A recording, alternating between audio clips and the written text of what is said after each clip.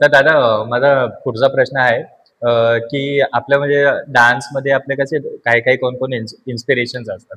तर तुझ्या लाईफमध्ये असं कोण म्हणजे तुला इन्स्पायर करतंय, की तुला म्हणजे आता डान्स एकदम असं बोलतो ना अंगात एकदम भिडलाय एकदम डान्स असा. तर तुझं असं इन्स्पिरेशन कोण आहे? हं. माझं इन्स्पिरेशन असं नाही, पण मुळात कसं झालं, मी मुळात डान्सर नव्हतोच. म्हणजे हां. मला डान्सचा गंधही नव्हता. अच्छा. पण रोहन आणि हेमंत यांच्याकडे बघून मी मी शिकलो. म्हणजे त्याकडून त्यांच्याकडे त्यांना फॉलो करत मी शिकलो तिथे.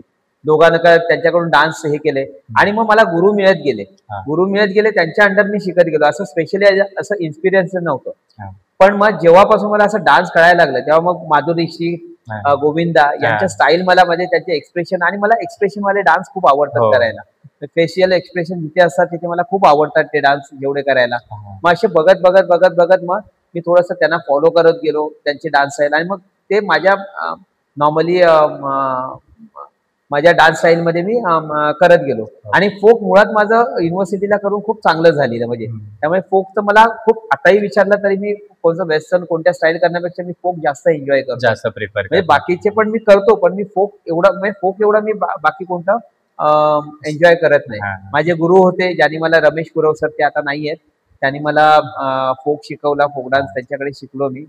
त्याच्या थिअरी वगैरे सगळ्या आहेत ते मी त्यांच्याकडे शिकलो. आणि मग बाकीचं मग आपोआप युजुअली सुरू हे करत झालं. गेलो आणि मग टी-वाय नंतर मग त्याला एक ॲज अ प्रोफेशन म्हणूनच बनवलं.